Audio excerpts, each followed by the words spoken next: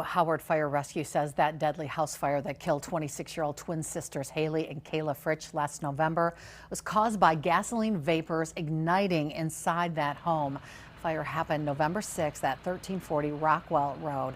Investigators say an explosion started the fire after gasoline was introduced into the house, creating ignitable vapors. They found 3 damaged gasoline containers stored in unusual locations that did not match normal household storage.